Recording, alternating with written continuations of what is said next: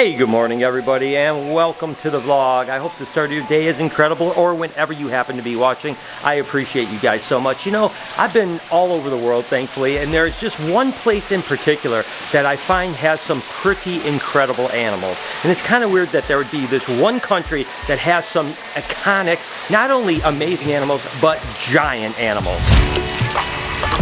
And what's crazy is that Indonesia is home to the longest snake in the world. That's right, the reticulated python, like my girl Lucy here. I mean, can you imagine that there are snakes this size in the wild roaming around? I tell you what, Lucy is a giant snake and she's starting to pee all over the place. Oh, I gotta get out of here before I get all wet. Oh my gosh, that's the problem with Lucy, is that sometimes she just gets to the point where when you're holding her, she just starts unloading on you peeing. But I tell you, Indonesia is amazing, and reticulated pythons are incredible. As you guys know, I have a bunch of them, and I'll never forget the time I was in a place called Labuan Bajo. We went to a cave in the middle of nowhere called Osano Ular, and I actually saw and caught my very first reticulated python. Just so you guys know, I am absolutely terrified of small planes, and so the fact that I'm getting on a propeller plane to this is absolutely crazy. I mean,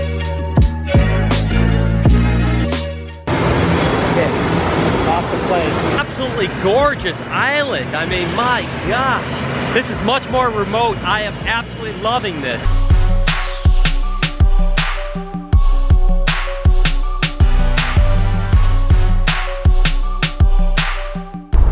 We're about an hour and a half into a roughly 3-hour drive to our destination. Certainly one of the gnarliest rides in the mountains I've ever had.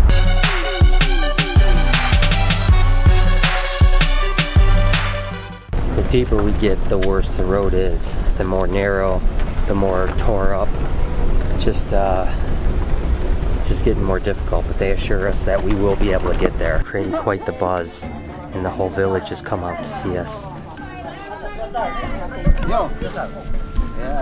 Okay, so we are wandering to try to meet the elders. We have a lot of people following us.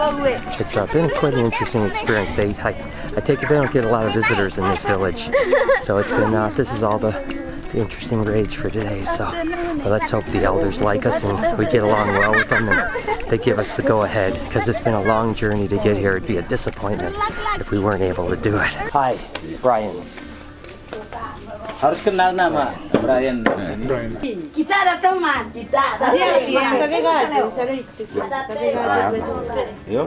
The elder did strap on a big knife, but it leaves you for a little bit of concern. But I think everyone seems to be excited about this. It's definitely a first for me. I've never been through this. I'll be honest with you, if these guys weren't with us, I don't know how we would get out of here. So this worked out really well.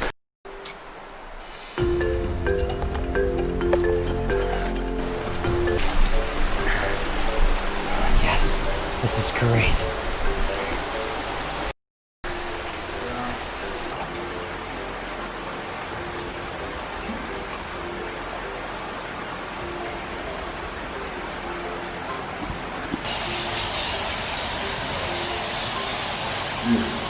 Oh, there's a retic right there. Yeah, retic right there, guys.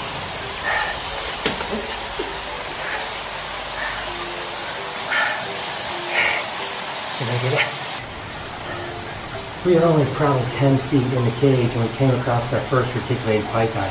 You know, so oftentimes I go to places where the lure is much bigger than the actual event. The fact that you think, oh, there are just loads of reticulated pythons, and then you get there and you don't see anything whatsoever. But in this case, we were literally 10 feet into the cave. We came across this little bugger here, and he was a little feisty at first, but you could see he's totally calmed down now. I can't imagine what else is in this cave at 10 foot in. We come across our first reticulated python.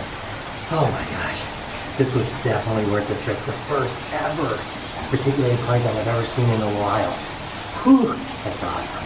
You guys know that I love catching snakes, but I love releasing them even more.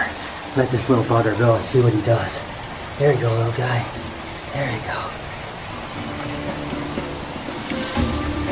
What's interesting is there's over 17,000 islands that comprise Indonesia, which means that the mainland stuff is really large, like Lucy, right? But there are other islands that actually have very small reticulated pythons, including super dwarfs. Even animals like cow reticulated pythons here, like my girl Perdita, actually are a smaller animal. It's kind of from an insular islands, and they typically don't get more than 12 or 14 foot. So although the mainland has got giants that could be up to 25 foot, most of the islands actually have much smaller species. The reason for that is, of course, on that mainland there's tons of prey for them to eat. When you get into a more harsh, small insular island, obviously there's not as much opportunity to feed, so over thousands or hundreds of thousands or millions of years they've evolved to a point where they don't need to be as big because they don't have the availability to large prey. Certainly it's crazy to think of Indonesia and just the amazing kind of reptiles. I mean, isn't it cool how like Australia and Indonesia have such a diversity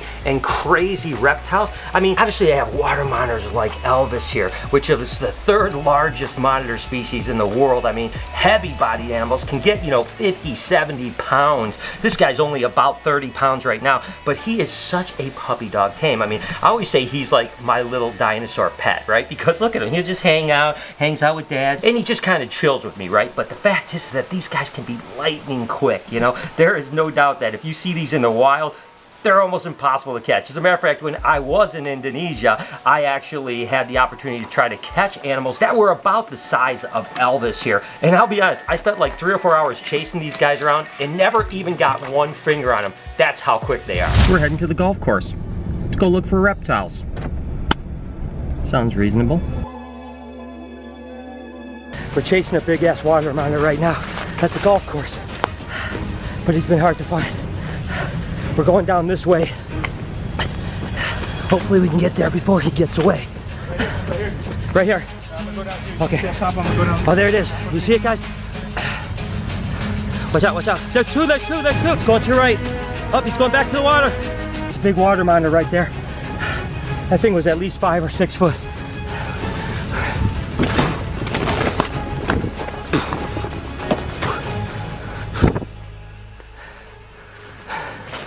He got away, but we had a chance to get a good vision of him. That was my first ever water monitor in the wild. So many spiders in my face. It's the thing I hate about getting in the bush. Spiders like crazy, trying to find them. Did you find them? For some reason, when we were coming to this golf course, I was envisioning these little tiny water monitors, maybe babies or something, but I was never expecting these full-grown 6-footers. And it was such an epic battle to try to get them, but they won this battle, guys. This is their terrain, man. And of course, it's amazing now that there's all these color mutations, although believe it or not, the black dragons are actually from an island in Indonesia that is there. Now there's melanistic, they're recessive, there's no doubt about it, but there is actually one island that the majority of the animals are melanistic. And that just comes from the fact that when there's a mutation that's successful, it can actually reproduce, right? When an albino is born in the wild, it doesn't have any camouflage, so oftentimes it's picked off by predators. Something like a black dragon really fits in well, right? It can still camouflage, it can absorb the sun. It's really amazing. Of course, there are albinos and all kinds of other ones too, and these guys are being propagated really well in captivity, which makes them amazing little urban dinosaurs. There's absolutely no doubt about that. And isn't it weird that Indonesia is not only home to the largest snake in the world, like I told you before, the reticulated python, but also the largest lizard in the world, the Komodo dragon. You guys know I have been obsessed with Komodo dragons my whole life. As a matter of fact, the last time I was in Indonesia, which by the way, I absolutely will be back in Indonesia this year as soon as this COVID is over, because I cannot wait to go back and visit Komodo and all those other places. And I had the opportunity to muck with a couple really amazing Komodos the last time I was there. Yep, you're good. Just stay there again, Bryce. Yeah. Woo!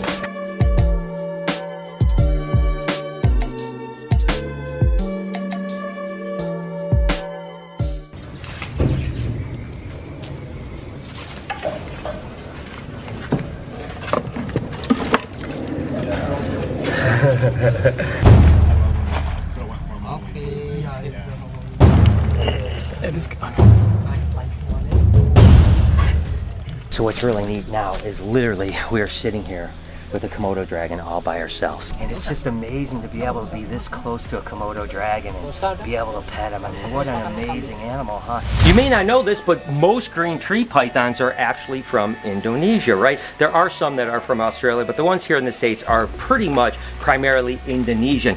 Weirdly enough, you're not allowed to keep them in Indonesia, and it's actually a penalty that could cause you jail time, to believe it or not. So all the places I went in Indonesia, we didn't see any green tree pythons. Now there are some farms that are permanent. I believe there's 2 of them over there. Other than that, no one can keep privately Indonesian green tree pythons, which is crazy. This happens to be a biak, which of course is Pickles. And you may notice she's in a different enclosure. The reason we did this is because she's about to get a little partner in her cage. That's right, we have a male biak that is going to go in here, and we're going to try to breed Pickles. And that male is right here, and we're going to go ahead and just take a little peek at him. Look at how beautiful he is. Whew, man, I tell you what, that is amazing. And one of the things that you see with biaks is they typically have a lot of yellow kind of dotting and stuff like that. And this is a perfect size male for this female. I'm just going to go ahead and introduce him over on the other side here, and just let him crawl around and figure out what's going on. Now, hopefully, they'll get along just fine. Doesn't seem like Pickles is too happy at the moment, but she's gonna be fine. She's just tucking her head a little bit like, what's going on here? She's lived her whole life alone, so this is the very first time that we've ever had any 2 together. It's gonna be amazing. Hopefully what will happen is they'll curl together and you'll see their tails kind of drooping and intertwined, and that's how they actually copulate. So hopefully within the next maybe couple weeks we'll see that, because this is the breeding season, and then the egg laying season is typically anywhere from February till May, right in that range, and she's gonna go down into a nest box that we'll put down there, and she'll lay her eggs actually in the nest box. So oftentimes these animals can go through a little hormonal color change too, where they'll get a little bit blue looking when they're gravid. So that's going to be pretty amazing. So there you have it. We finally have Pickles in with another male biak, which is really exciting. So fingers crossed, maybe we'll get some baby green tree pythons later this year. Of course, Nova the frill dragon is an Indonesian animal as well. Now, frillies can actually come from Indonesia and New Guinea, and even there's Australian frill dragons, but they're actually being farmed down in Indonesia. So sometimes you get the import babies that come from Indonesia, and that's originally what Nova was. Of course, now we have babies like our little ones that we produced last year and the year before that are captive bred here at the Reptarium, which is pretty awesome. And I really do prefer captives, because I tell you what, the ones that are farmed oftentimes don't do that well, and they also are a little bit aggressive often. Not always, you can still do well with them, but the captive bred ones are so much better. And you can see Nova, even though he was a farmed animal, we worked with him enough so you can tame him out. But I'll tell you what, when you get the babies and start working them right from the beginning, much like the water monitors, they become so socialized. They are absolutely incredible animals. And here's actually one of those babies that's just a couple months old here over at the offices of BHB, and just getting big, doing really well, obviously super socialized. They are such cute little monkeys, and they use those frills obviously as a defense mechanism, so only when they feel threatened they flare up. So we really rarely ever see that happen because they're so used to being around people. And again, there are so many amazing reptiles in Indonesia. I cannot wait to get back there when all this garbage is over. Definitely high on my list. And one of those animals I absolutely love are, of course, Savoo pythons. Unbelievable little animals. This is a full-grown adult. We produced them last year. Remember, they hatch out kind of this reddish orange color and then ultimately change into this animal here.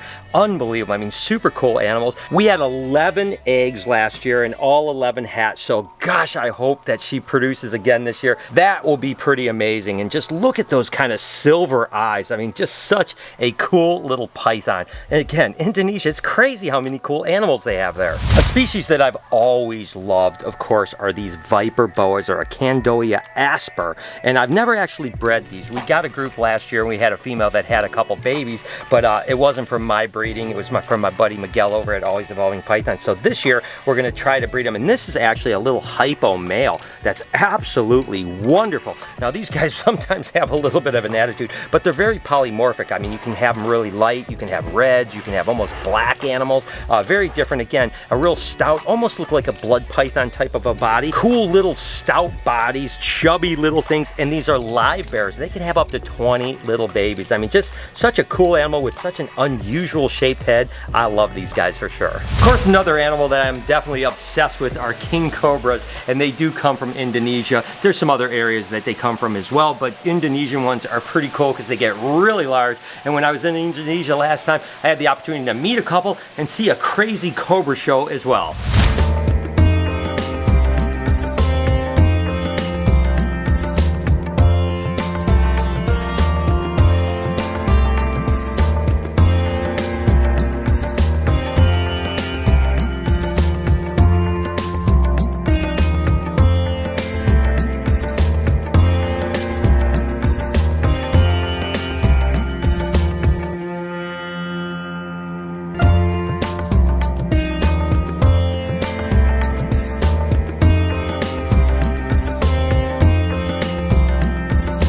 Much like the short, stubby viper boas, actually blood pythons are also from Indonesia, and that's pretty cool. I mean, look at this beautiful T-negative albino blood python. Of course, this guy's named Champ, and he can sometimes be a little bit of a feisty monkey, but they are pretty cool as well. Again, short, stout, stubby little pythons that are just absolutely wonderful. So again, Indonesia, gosh, how did they get so many cool animals? Of course, then there's baby Kush, the second largest lizard species in the world, also comes from Indonesia, the crocodile monitor. What an absolutely breathtaking animal. I've told you, very smart animals, and again, they're very closely related to the Komodo. You can almost see like that front jaw almost looks like a Komodo dragon, and in Indonesia, they actually call these tree dragons because again, that prehensile long tail, really they spend all their time up in trees, and they can hang on with that tail and stuff like that. Unbelievably cool animal. I love baby Kush. Coming a long way, still not ready to be handled, but we're getting there. I'm telling you, within the next 6 or 8 months, we're gonna be taking baby Kush out and just playing with it like we do Elvis.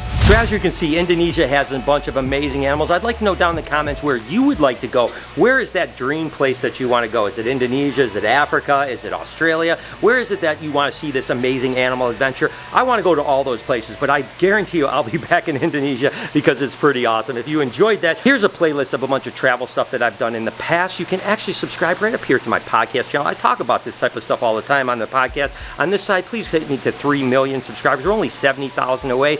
Also turn your post notifications on. Have an absolutely wonderful day. Remember, be kind to somebody, and I promise I'll see you tomorrow.